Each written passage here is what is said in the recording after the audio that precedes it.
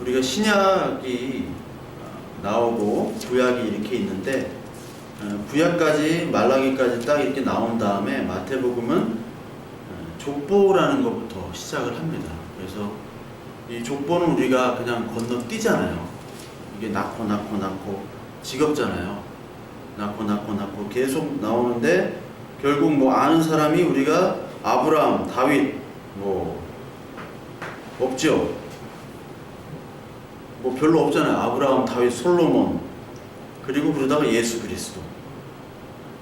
그런데 이 족보들을 마태복음 1장에 딱 기록했다는 것 자체가 어떻게 보면 첫 시작이잖아요. 우리가 모든 글을 쓸 때 첫 시작이 가장 중요합니다. 모든 글을 쓸 때 여러분들 서론이 있잖아요.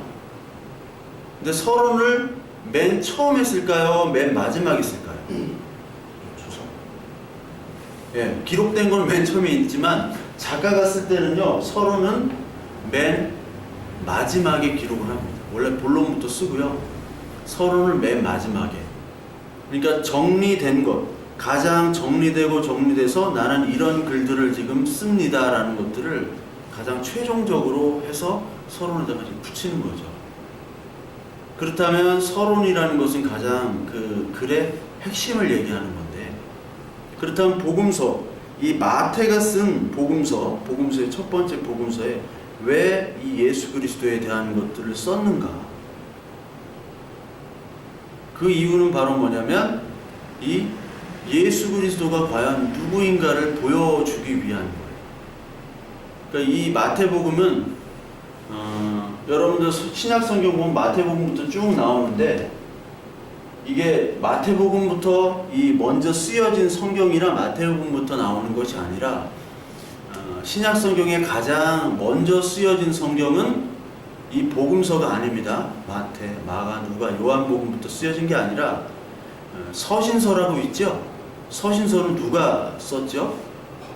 바울이 썼습니다. 바울의 서신서부터 처음 쓰여진 거예요. 바울이 쓰여질 때 그 서신서 데살로니가나 갈라디아서나 그런 것들을 먼저 썼는데, 그것들은 AD 56년, 주로 55년 이후예요.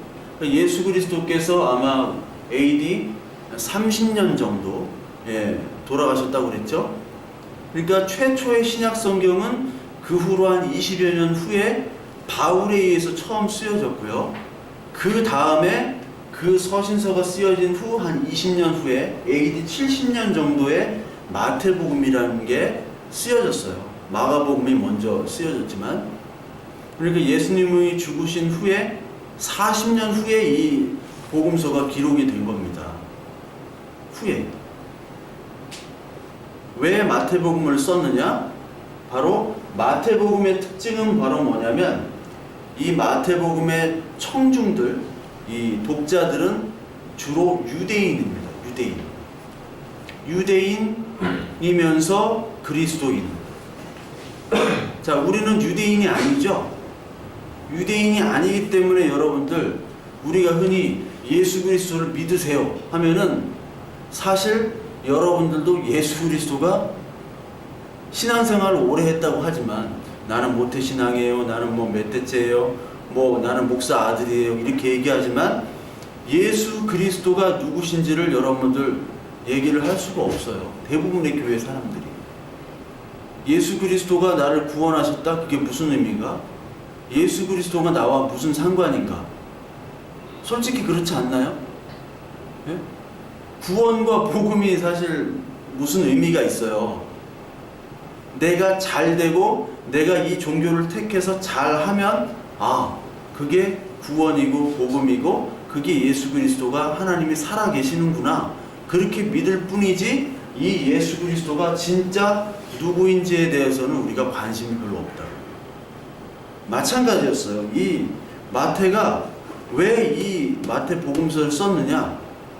처음에 계보가 예수 그리스도가 누군지를 히브리, 즉 유대인 그리스도인에게 알려주기 위해서 쓴 거예요. 즉 오늘 시대로 말하자면, 이 모든 그 예수를 믿는다고 하는 사람들이 있지만 정작 예수 그리스도가 나와 무슨 상관이야? 저 2000년 전에 태어난 이스라엘에 태어난 사람? 근데 그 사람이 구원자래, 복음자래. 그래서 그것들을 믿는 사람들이 불어나서 한국까지 왔는데 한국에서 교회가 생겨졌네? 근데 어떻게 하다가 보니까 우리 가족들이 나오고 친구들이 나가서 나도 한번 나가봤는데 괜찮아. 그래서 어떻게 하다 보니까 진짜 있나 보다. 있을까? 있나 보다. 있을까? 있나 보다. 하다가 지금 계속 다니는 건지 아니면 진짜 믿는 건지 예수 그리스도가 과연 나에게 무슨 의미가 있는지를 오늘 마태가 설명하기 위해서 이 계보를 쓴 거예요. 계보. 그러니까 저와 여러분들이 무슨 파가 있잖아요. 김씨, 무슨 김씨, 무슨 김씨, 뭐 무슨 이씨 다 있잖아요. 무슨 강씨, 무슨 최씨 다 있잖아요. 근데 족보를 따라 보면은 이게 쭉 가다 보면은 족보에 누구부터 시작이 나오잖아요. 그렇다면 나의 존재는 원래 이분부터 시작이 됐구나. 족보를 보면 알 수가 있죠. 그것처럼 마찬가지로 이 마태복음은 예수 그리스도가 원래 어디서 나왔는가? 육체적으로, 육신적으로 아브라함부터 쭉 여기는 아담은 뺐죠. 아담은 빼고 아브라함부터 나왔다라는 실제적인 인물에 대해서 얘기를 하고 있어요. 예수 그리스도는 실존 인물이라고 얘기를 해요. 여기서 처음에. 근데 어떤 신학자들은 예수 그리스도는 실제 인물이 아니라 허공의 인물이다, 가상의 인물이다 하는 그런 사람들도 있잖아요. 즉 실제 육체로 온 사람이긴 사람이다라는 것을 육체의 계보로 얘기를 하고 있습니다. 그와 동시에 그 16절을 한번 보세요. 16절을 보면 야곱은 마리아의 남편 요셉을 낳았으니 마리아에게서 그리스도라 칭하는 예수가 나시니라. 이 구절이 굉장히 의미가 있는 구절입니다. 지금까지의 구절들을 다 보면요, 대부분 남자 첫째 장자를 얘기해요. 장자부터 낳는데 예수님은 누구에게부터 낳았습니까? 마리아에게서 낳았다라고 얘기해요. 원래 그 전까지는 요셉에게 낳았다라고 해야 되잖아요. 그렇잖아요. 남자에게서 낳는 걸로 이렇게 표현을 하니까. 근데 마리아에게서 낳는데 이 마리아는 어떤 마리아예요? 처녀 마리아입니다. 처녀가 애를 낳을 수가 없잖아요. 관계가 없는 처녀가 애를 낳을 수 없는데 낳았다라는 것은 예수 그리스도는 육체로 오신 사람인데 동시에 육체로 탄생할 수 없는 방법으로 탄생했다라는 것이죠. 그러니까 이 예수 그리스도라는 것은 육신의 몸과 더불어 육신의 몸으로 생길 수 없는 그런 하나님만, 즉 초월자의 어떠한 능력으로만이 태어난 사람의 육신 더불어 하나님의 아들이라는 것을 얘기하기 위해서 이 마리아를 얘기한 거예요. 그러니까 이런 존재는 예수 그리스도라는 한 사람밖에 없다라는 걸 얘기하는 거죠. 즉 예수 그리스도는 땅의 존재와 하늘의 존재를 함께 가지고 있는 존재라는 것을 이 마태가 유대인들에게 얘기를 하고 있어요. 마찬가지로 우리가 어떤 예수를 믿느냐? 인간 예수를 믿느냐? 아니면 하나님의 아들, 인간이 아닌 예수를 믿느냐? 아니면 둘 다를 믿느냐? 이걸 가지고 여러 분파들이 있었습니다. 어떤 데는 인간 예수만 믿어요.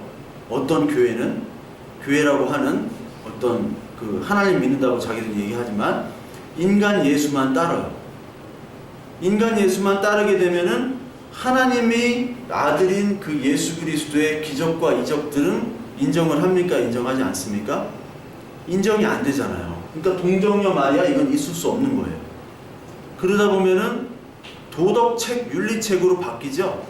교훈책으로 바뀝니다. 그러면 그와 반대로 인간 예수는 접어두고 역사적인 어떤 인간의 어떤 그런 거 말고 예수님이 하신 기적들만을 따라갑니다. 그러면 역시 인간의 예수를 없애버리니까 인간 예수로 예수님이 오신 이유가 뭐였죠? 한번 생각해 보세요. 인간 예수로 오신 이유. 왜 인간처럼 막 예수님이 졸렸어요? 안 졸렸어요? 예? 예수님이 주무시더라 이런 표현 있잖아요. 예? 잠을 자는 인간이었다고요. 그리고 예수님이 먹었어요? 안 먹었어요? 화장실도 가고 다 했단 말이에요. 그렇다면은 왜 인간 예수로 오셨는가? 생각해 봤어요? 예? 율법을 완성하기 위해서. 그게 뭐예요? 율법 완성한다는 게?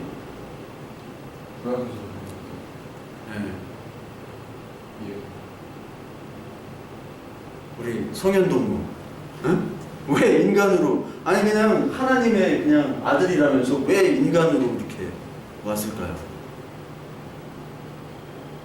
아까 율법의 완성은 맞는데 그게 바로 뭐냐면 자기가 제물이 돼야 되기 때문에.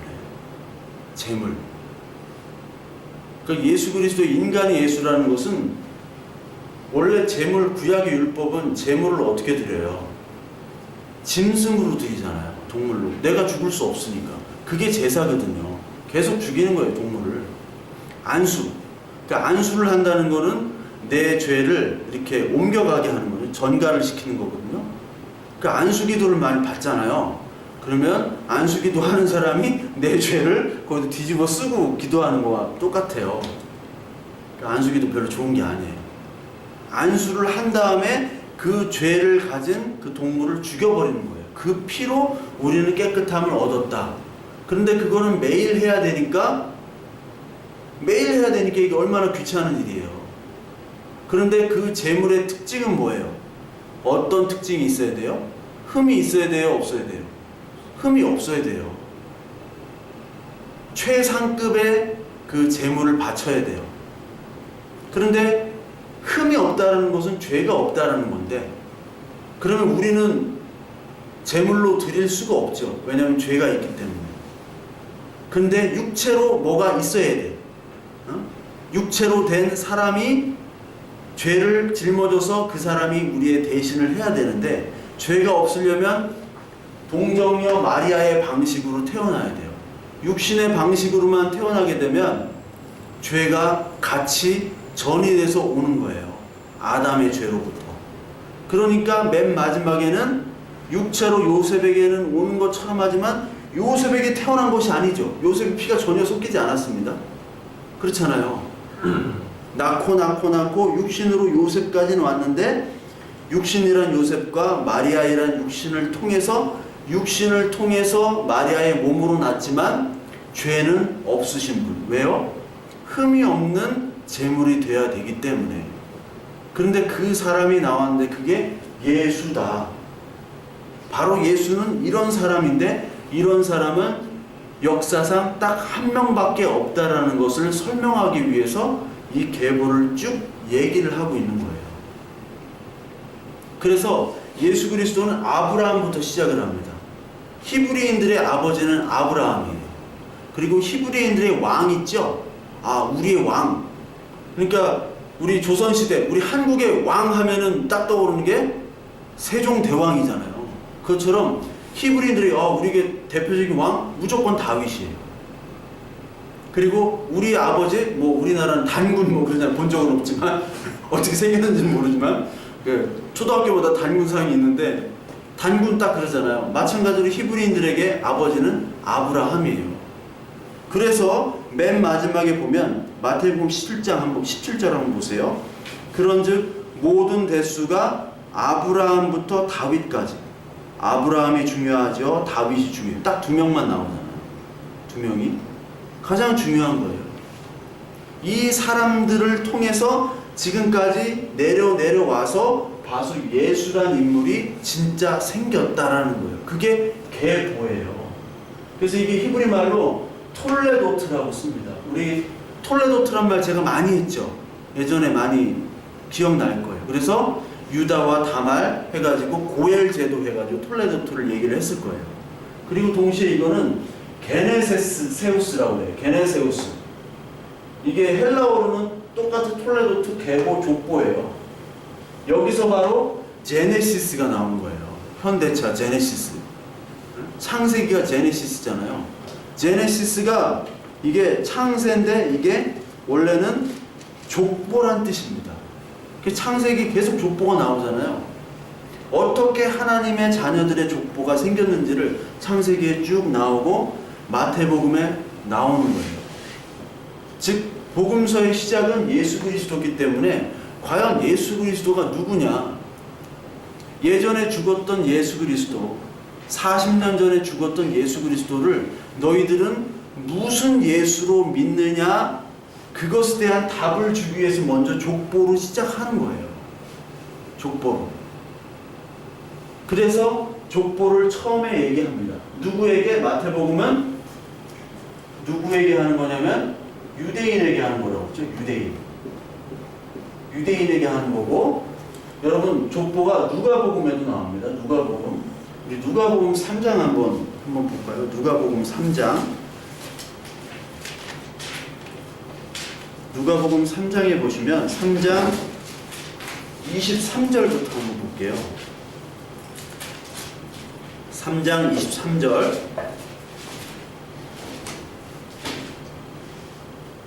23절만 한번 같이 읽을게요. 시작. 예수께서 가르치심을 시작하실 때 30세쯤 되시니라. 사람들이 아는 대로 요셉의 아들이니 요셉의 위는 헬리오. 예수님의 육신의 아버지. 피는 안 섞였죠? 마리아에게서만 왔으니까. 피는 안 섞인 아버지 요셉의 아들이니까 요셉의 위가 헬리예요. 자, 이 마태복음은 아브라함부터 시작해서 쭉 내려옵니다. 위부터 내려오는데 쭉 내려오잖아요. 위부터. 근데 누가복음은 지금 예수 그리스도부터 지금 어떻게 해요? 올라가죠. 올라가요. 역추적해서 올라가요. 왜 그럴까요? 왜 그럴까요? 왜 그랬을까요? 예? 청자가 달라서. 청자, 예, 맞아요. 청자가 달라서 그래요. 이게 고려 청자라 그래. 이게 청자가 달라요. 왜냐면 여기는 유대인이에요. 유대인인데 누가복음은, 여러분 누가가 쓴 글은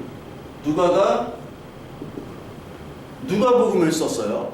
그리고 사도행전을 누가 썼나요? 네? 사도행전을 누가 썼어요? 질문에 답이 있어요. 사도행전에 사도가 쓴 게 아니야. 사도에 대한 얘기를 하는 거지. 사도행전은 사도가 쓴 게 아니에요. 사도행전을 누가 썼을까요? 누가 썼어요? 누가가 사도행전까지 썼어요. 근데 이 사도행전은 주로 이방인들에 대한 얘기잖아요. 이방인들이 어떻게 구원을 받는, 유대인 말고. 그걸 얘기한 거. 누가복음도 마찬가지예요. 예수 그리스도는 사람을 몰라요. 즉 우리한테, 우리가 아브라함 몰라요. 유대인이 아니기 때문에. 그래, 예수 그리스도를 나 믿고 싶어. 아, 그 사람 정말 구원자래. 그래, 구원 아는 것 같아. 그런데 그 사람이 어디서 온 사람이야? 하는데 아브라함부터 쭉쭉쭉 오는데 아브라함이 누군지를 알아야죠. 근데 유대인은 아브라함을 알아요. 다윗도 알아요. 근데 몰라. 근데 예수 그리스도는 알아요. 예수 그리스도 아버지까지 알아. 요셉까지. 누구놈 말썽 피는 놈 있으면은 뭐 누구가 애비다, 누구 자식이다 알잖아. 소문 확 나잖아. 그러니까 그것처럼 요셉부터 나와서 계속 위로 올라가는 거예요. 응? 새누리당에서 얘기하는 오픈 프라이머리, 상향식 공천, 응? 밑에서부터 쭉쭉 올라가잖아요. 그래서 맨 마지막에 한번 봐요. 38절 한번 봐요. 계속 올라가더니 3장 38절 맨 마지막 한번 읽어볼까요? 시작. 그 위는 에노스요, 그 위는 셋이요, 그 위는 아담이요, 그 위는 하나님이시니라. 자, 이거 처음 읽어봤죠? 누가복음 3장에 족보가 있는지 처음 알았죠?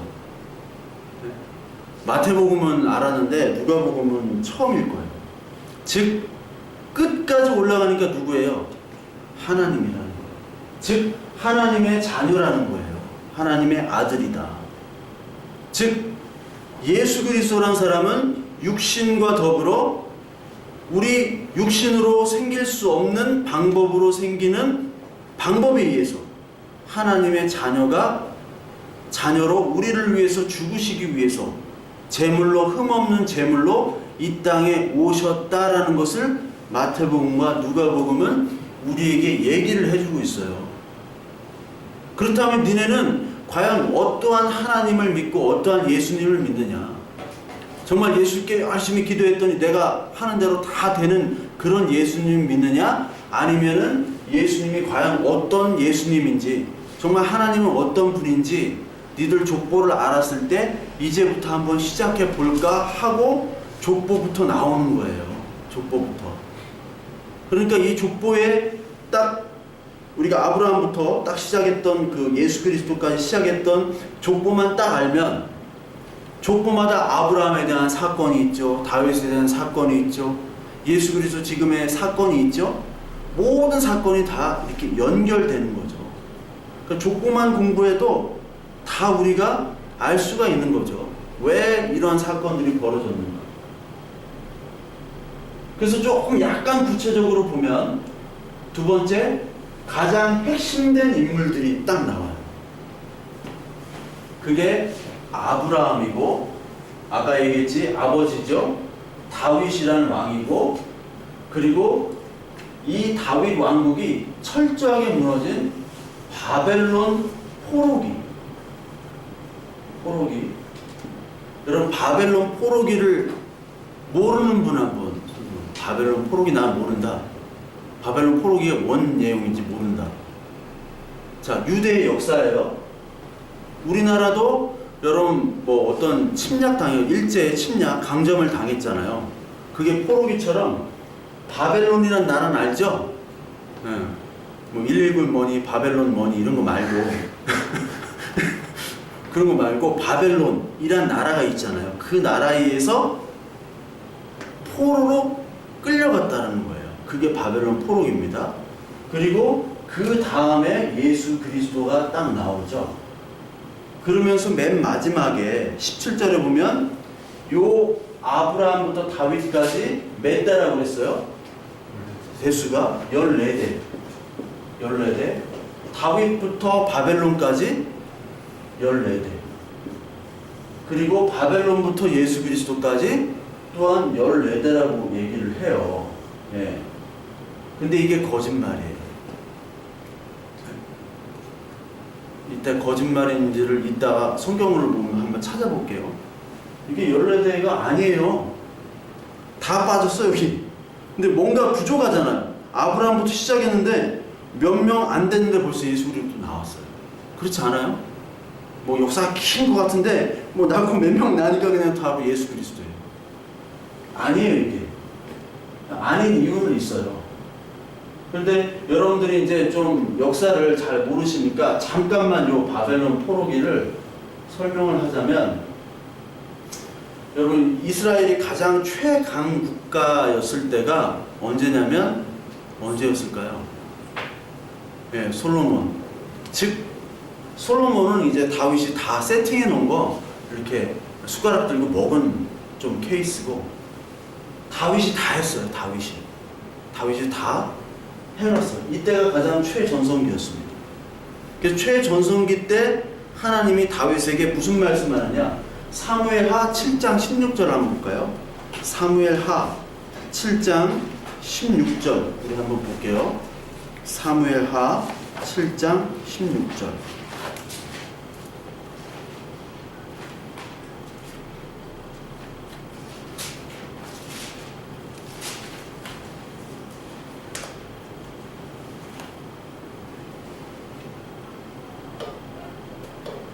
이 사무엘하 7장 16절은 그 유대 이스라엘 민족이 가장 신봉하는 어떤 말씀이라고 보면 돼요. 7장 16절 한번 보겠습니다. 시작. 내 집과 내 나라가 내 앞에서 영원히 보존되고 내 왕위가 영원히 견고하리라 하셨다 하라. 그리고 나단이 이 모든 말씀과 이 모든 계시대로 다윗에게 말하니라 라고 얘기합니다. 즉, 이 7장 16절은 바로 뭐냐? 하나님께서 다윗과 다윗의 아들들 있죠? 쭉 계보의 아들들을 통해서 영원히 멸망하지 않도록 내가 만들어 주겠다라는 하나님의 약속이에요. 인간이 말한 게 아닙니다. 나단에게 하나님이 하나님 거짓말이 없으신 분이시잖아요. 근데 하나님 말씀을 하셨는데 바벨론에 끌려가게 되죠. 이게 BC 586년입니다. BC 586년도에 바벨론에 끌려가게 돼요. 그러면 이 바벨론에 끌려갔을 때가 얘기가 여러분 다니엘서 들어봤죠? 다니엘서, 에스겔서, 느헤미야, 그리고 에스라, 에스더 이런 사람 있잖아요. 에스더가 누구의 왕비였어요? 크세르크세스 2세. 즉 크세르크세스가 영화 300에서 그 페르시아 왕으로 나오는 사람이 크세르크세스예요. 그때 에스더는 페르시아 수사란 그 수도에 궁에 있었다는 거예요. 성경에 나오는 에스더가 그 300의 그 왕이 바로 크세르크세스 2세입니다. 바벨론에 끌려갔다는 얘기는 이 다윗에 대한 하나님의 약속, 영원히 이제 이스라엘 백성들 멸망하지 않을 거야 한 약속이 거짓말로 판명이 됐다는 거예요. 거짓말로. 그러면 신앙이 갑자기 무너지게 되죠. 여러분들이 정말 믿었던 하나님, 내가 배우고 듣고 큐티하고 엄마, 아빠, 할아버지, 할머니도 배우고 친구들과 목회자들에게 설교 듣고 하면서 같이 배웠던 하나님이었는데 하나님의 말씀, 이 성경이 다 거짓말로 드러나는 사건이 바로 바벨론 포로기 사건이에요. 민두독계 발등 찍히는 거죠. 그런 일이 생긴 거예요, 진짜. 요거 7장 16절 요거 하나 믿었어요. 그래서 다윗의 후손들에게는 영원한 나라가 보장되기 때문에 끌려갈 수가 없어요. 근데 끌려갔다는 거예요. 다 신앙이 없어져 버렸죠. 하나님이 하신 거예요. 하나님이 니들 나를 섬긴다고 다 구라쟁이들이 하고 다 부셔버린 겁니다. 우리들에게 바벨론 포로기가 필요해요. 저에게 바벨론 포로기가 필요하고 저에게 가장 필요하죠. 여러분들에게 바벨론 포로기가 필요한 거예요. 하나님이 이런 하나님인 줄 알았는데 바벨론이라는 놈이 나타나가지고 우리들을 다 뺏어 가가지고 이제 하나님 없습니다. 욥처럼 욥이 하나님 저주했잖아요. 욥이 생일날도 저주했잖아. 이번 주 설교가 그거였잖아요. 욥 저주하고 마지막에 욥이 자기 입을 닫잖아요. 닫을 때까지 욥이 짓거렸다고요. 닫을 때까지. 하나님이 나타나기 전까지는 짓거립니다. 내가 뭘 잘못했냐? 내가 그동안 잘했는데 내가 아무것도 잘못한 것이 없는데 왜 그러냐? 하면서 그때 죄가 나오는 거예요. 그 전까지 하나님이 동방의 의인이라고 칭했어요. 욥을. 근데 이 바벨론 포로기를 한번 때리니까 죄인임이 판명이 나는 거예요. 나는 죄인일 수밖에 없구나는 포로기가 이래서 필요한 겁니다. 이 포로기가. 그런데 이 포로기 동안 이루어진 일이 뭐냐면 바벨론이 BC 586년에 예루살렘에서 뭐를 때려 부셨어요? 성전을 때려 부셨어요. 그 성전을 무너뜨린다는 것은 여러분 전 세계에 우리 교회밖에 없다고 생각을 해봐요. 그럼 이 교회를 누가 폭발을 시켰어요. 그러면 예배를 드릴 공간이 있어요, 없어요? 우리는 다른 교회를 지면 되지만 이스라엘 시대는 다른 교회를 건물을 짓는 게 아니라 성전은 딱 그 한 군데예요. 한 군데. 하나님이 지정한 방식대로 진 딱 한 군데. 그게 파괴되면 더 이상 성전을 만들 수가 없어요. 근데 그게 파괴되면은 예배를 드릴 수 있어요, 없어요? 예배도 드릴 수 없죠. 이 약속도 다 깨졌죠. 그러면 하나님이 있는 거예요, 없는 거예요? 없는 거예요. 이 바벨론의 마드룩 신과의 전쟁에서 진 거예요. 이제 하나님은 없구나. 우리 멋대로 살자. 신약 성경에 보면 예수 그리스도께서 죽으신 다음에 그 제자들이 어디로 갔습니까? 대부분 어부들이잖아요. 다시 물고기 잡으러 갔어요. 다시. 물고기를 다 버려두고, 금을 버려두고 예수를 쫓아서 하나님을 섬긴다고 열심히 하나님을 했는데 그게 다 거짓말이었네? 아, 예수 그리스도가 죽으셨네? 우리를 위해서 뭔가 다윗 왕국을 막 이끌고 내가 제자들끼리 싸웠죠. 내가 이 자리를 더 탐하고 내가 이 더 첫 번째 예수님의 옆자리를 차지하려고 그렇게 서로들 싸웠어요. 12명이. 왜? 예수님이 엄청난 능력을 가지기 때문에 로마로부터 해방시켜주고 우리의 소원들을 다 들어주실 분인 줄 알았는데 죽으심으로 말미암아 아무것도 이제 기대하고 희망도 사라졌기 때문에 예수님 죽었으니까 다시 자기의 생업으로 돌아간단 말이에요. 마찬가지예요. 다 없어져 버렸어요. 그래서 다 뿔뿔이 흩어졌습니다. 바벨론. 이때부터 디아스포라라고 유대인들이 전 세계에 흩어졌죠. 이때부터 전 세계에 흩어진 게 바로 유대인의 디아스포라예요. 근데 다행히도 성전은 없어졌지만 이때 당시 어떤 운동이 생겼냐면은 우리가 왜 이렇게 망했는가? 하나님의 율법을 지키지 않아서 우리가 이렇게 벌을 받은 거다라고 분석을 했어요. 그래서 그때부터 어떤 사람들이 생겨나면 예수님과 가장 대적한 사람들이 누구죠? 바리새인들. 바리새인들은 바로 분리됐다는 뜻이에요. 분리. 이 세상과 분리돼서 율법으로만 사는 사람들, 율법을 지키려고 요 사람들이 생겨났어요. 왜 이 사람들이 생겨나냐? 우리가 이제 율법을 잘 지키면 하나님이 다시 회복해 주실 것이다. 메시아 예수 그리스도가 분명히 올 것이다라는 희망을 가지고 이것을 지켰어요. 잘한 거죠. 잘했는데 예수님이 직접 오니까 예수님을 죽였죠. 왜냐하면 자기가 지키고 있는 율법이 예수 그리스도가 돼버린 거예요. 처음에 잘하려고 그러잖아요. 잘하려고. 우리 교회 잘하려고 그러고 처음에 결혼하면 결혼생활 우리 신앙 안에서 우리 사랑하고 신부를 사랑하고 신랑을 사랑하고 막 열심히 잘하려고 그래요. 아니면 어떤 사업을 하면 처음에 내가 사회에 봉사하는 마음으로 해야지. 열심히.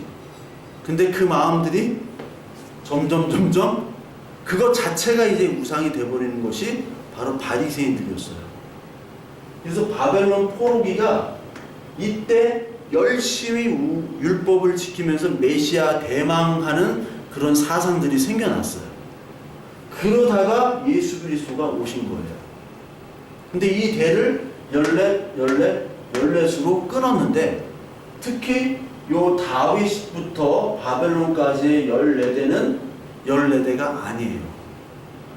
정확히 말하자면 18입니다. 외우기 쉽죠? 예, 18이에요. 정확히 말하면 4개를 빼먹었어요. 4개를. 여기 있죠? 바벨론 14대. 이게 원래는 18대예요. 그렇다면 왕이 18이라는 거죠. 북쪽과 남쪽이 달라요. 북쪽 이스라엘은 19명의 왕이 있었고 남쪽은 18명의 왕이 있었어요. 그게 왜 14수로 하느냐? 바로 여기에 비밀이 있습니다. 여기에. 이게 히브리 말로 다윗이에요. 히브리 말로.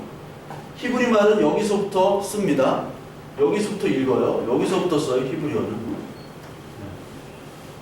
모든 글은 이쪽으로 쓰지만 히브리 말만 오른쪽에서 왼쪽으로 씁니다. 근데 여기 다윗인데 히브리어의 모든 그 알파벳은 알파벳 하나하나마다 숫자가 있어요. 숫자가 있는데 여기와 여기가 같은 글자예요. 다위드. 다위드예요. 다위드. 비슷한 발음으로. 다위드. 근데 요 디귿자라는 게 4라는 뜻이 있고 요 우자 발음 나는 게 6이라는 뜻이 있고 여기가 4라는 뜻이 있어요.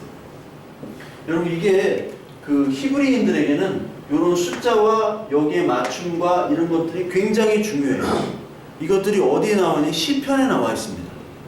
여러분 그 시를 보면은 우리가 국어 시간에 보면은 뭐 특히 국어 시간으로 하지 말고 우리 영어로 봅시다. 영어 A, B, C 이렇게 있는데 C의 첫째 줄이 A로 시작하고 A라는 단어로 A로부터 시작하는 단어가 첫째 19절에 나오고 그 다음 줄에는 B라는 단어로부터 시작되고 다음에 C, D 해가지고 맨 마지막에 Z까지 해가지고 C를 지을 수가 있겠죠. 예, 딱딱 그 글자의 단어 수에 맞춰가지고 시편 있죠. 우리가 시편 보는 거 그런 게 바로 그런 식으로 지어진 시편이 많아요. 그러면서 요 글자와 숫자를 교묘하게 맞춥니다. 근데 요게 보면은 464를 더하면 뭐가 돼요? 14가 돼요. 왜 14에다가 의도적으로 맞췄느냐?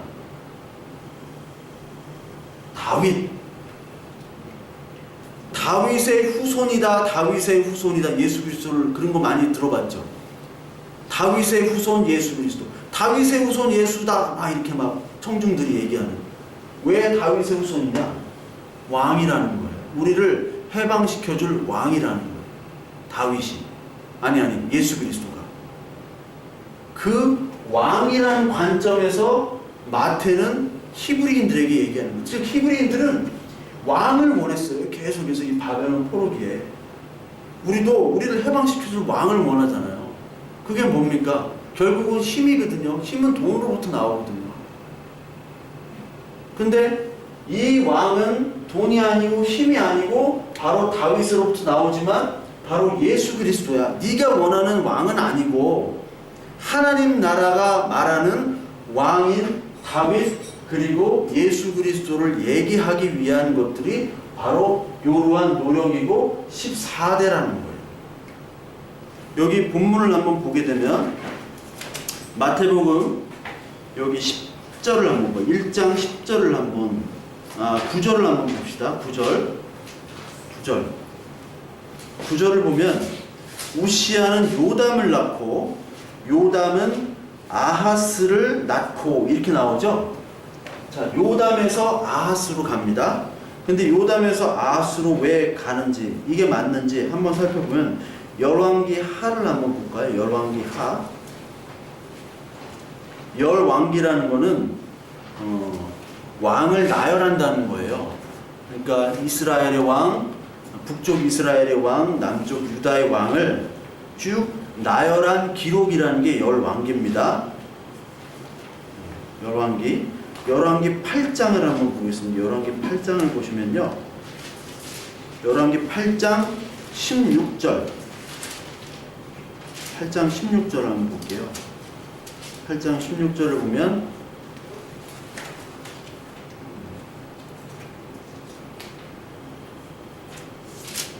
내가 열왕기 상을 폈네. 열왕기 하 8장 16절을 보면 자, 유다 왕 누가 나옵니까?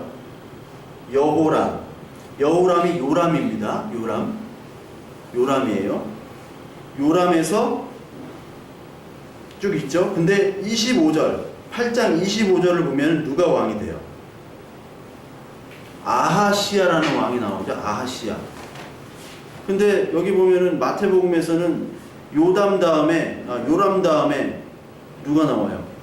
우시야라고 나오잖아요. 요람 다음에 잘못 나온 거예요. 우시야가 나와야 되는데 원래는 아하시야예요. 아하시야가 빠졌다라는 거예요. 그리고 12장 1절에 보면 아하시야 다음 왕이 12장 열왕기하 12장 1절을 보면 요아스예요. 유다 왕이 요아스. 근데 요아스도 없어져요. 그리고 14장 1절에 보면은 아마샤라는 왕이 나옵니다. 아마샤도 사라져요. 그 다음에 15장 1절에 보면은 아사랴라는 왕이 나오는데 15장 1절 아사랴 없어져요. 그 다음에 16장이 돼서야 누가 나옵니까? 아하스라는 왕이 나오죠. 16장. 즉, 요 4명 아하시야, 요아스, 아마샤, 아샤랴 이 4명을 빼버렸어요. 빼버리고 의도적으로 다윗을 강조하기 위해서 바벨론 14대로 맞춰버린 것이 바로 족보예요. 즉 이것은 거짓말이 아니라 다윗을 강조하기 위한 겁니다. 마찬가지로 예수 그리스도에 대한 모든 것들을 다 기록하면 이 기록에 다 남지 못해요. 이 기록은 무엇을 위한 성경입니까? 여기에 뭐 자질구레한 것 다 있지만 결국 이 책은 우리에게 예수 그리스도라는 분이 누구신가를 알게 하고 너희들의 죄를 깨닫고 예수 그리스도가 우리를 위해 죽으심을 믿도록 하기 위한 책이지, 이게 교훈의 책도 아니요, 이게 기적만을 담은 책도 아니요, 이것이 뭐 이스라엘의 역사의 책만도 아니고 그 창세부터 계시록까지 나온 모든 예수 그리스도에 대한 것들을 담기 위한 강조점이 있는 책으로 봐야 되는 거죠. 관점을. 근데 어떤 사람은 그걸로 안 보고 예수 그리스도로 이 책을 봐야 되는데 어떤 사람은 기적만을 봐요. 어떤 사람은 도덕만을 봐요. 어떤 사람은 다윗이 이렇게 성공했네? 성공 신화를 여기서 읽어내요.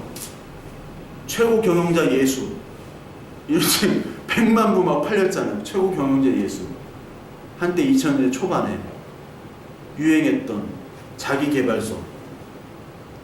그리고 뭐 여러 가지 책들이 있잖아요. 목적이 이끈 뭐 어쩌고저쩌고. 네. 물론 그것도 좋은 책이에요. 책이지만 그 포커스를 맞춘다면은 다윗 같은, 다윗을 주목하는 포커스가 아니라 다른 것에 주목하게 되는 거예요. 이 왕들이 성공과 실패담을 가지고 우리가 어떻게 살아야 되느냐를 주목하게 되는 거예요. 성경은 그걸 얘기하지 않습니다. 즉 성경은요, 저와 여러분들의, 하나님께서는 저와 여러분들에게 인생의 성공, 가정과 교회와 그리고 신앙과 사업과 모든 것들을 사실 하나님이 관심이 있어 하세요. 그렇죠? 하나님이 여러분들을 막 죽도록 막 안 되고 막 이상한 대로 처받고 그러시는 분은 아니잖아요. 하나님 뭐 정신병자입니까? 아니라고요. 근데 궁극적인 관심은 뭐냐면 너희들이 이런 것들을 많이 갖게 되면 관심들이 분산된단 말이에요. 우리가 사업이 잘 되면 좋죠. 우리 교회 사람들이 다 합격하고 사업 잘 되면 누가 좋겠어요? 내가 기분이 가장 좋아요. 제가. 에?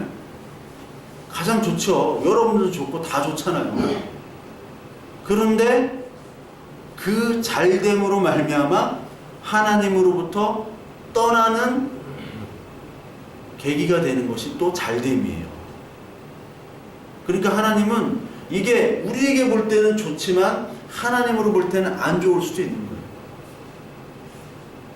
왜요? 하나님의 관심은 다윗이기 때문에.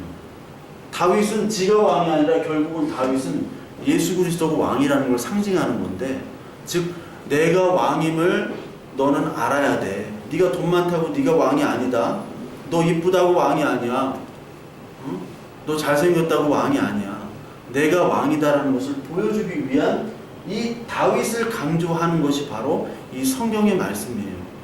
저와 여러분들이 족보를 읽으면서 뭐 빠진 사람 있고 안 빠진 사람 있고 여러 가지 있지만 여기서 교훈을 찾는 것이 아니라 여기서 아브라함의 약속, 창세기의 약속, 다윗의 약속, 예수 그리스도 오는 이 약속들을 믿어야 된다는 거예요. 창세기 약속은 뭡니까? 12장 1절부터 3절까지 우리 한번 볼까요? 창세기 12장 1절부터 3절.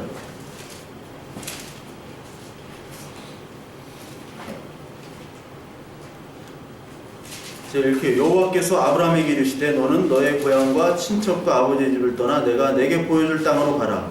내가 너로 큰 민족을 이루고 내게 복을 주어 내 이름을 창대하게 하리니 너는 복이 될지라. 너를 축복하는 자에게 내가 복을 주고 너를 저주하는 자에게 내가 저주하니 땅의 모든 족속이 너로 말미암아 복을 얻을 것이라 하신지라. 큰 민족을 이룬다고 그랬어요. 아브라함으로부터 육신에 계속해서 나와서 결국 큰 복, 예수 그리스도가 나온다는 그 약속을 보여주신 거죠. 다윗은 아까 봤고. 그러면서 동시에 이 예수 그리스도가 바로 구원자가 된다는 것을 이제 마지막에 보여주시는 거죠. 그리고 마지막으로 보면 이 마태복음에 나온 예수 그리스도의 계보는 여인들의 계보가 나옵니다. 여인들. 여자들이 굉장히 중요해요. 성경이 여자가 뭐라고 했습니까? 교회라고 했죠. 여자는 교회. 왜냐하면 맨 마지막에 예수 그리스도는 누구로부터 난다고? 요셉으로부터 납니까? 누구로부터 납니까? 마리아로부터 나잖아요. 여인으로부터 납니다. 이게 창세기 3장 15절에 나오죠. 창세기 3장 15절 한번 볼까요? 창세기 3장 15절 보면 내가 너로 여자와 원수가 되게 하고 내 후손도 여자의 후손과 원수가 되게 하느니 여자의 후손은 내 머리를 상하게 할 것이요 너는 그의 발꿈치를 상하게 할 것이니라 하시고, 여자의 후손, 이 여자의 후손은 누구를 얘기하냐면 바로 예수님을 얘기하는 예수 그리스도를. 그리고 계시록에 나오는 여자, 용, 계속 여자가 나옵니다. 계시록 12장에 이 여자가 아이를 낳았다고 그래요. 아이를. 그것이 바로 교회가 예수 그리스도 나오고, 이 교회의 여자는 바로 이런 여자들이 나옵니다. 특히 여자가 마태복음 보면요, 어떤 여자가 나옵니까? 다말. 다말이 누구죠? 다말이 다윗의 딸도 다말이에요. 근데 여기서 나오는 다말은 누구예요? 네?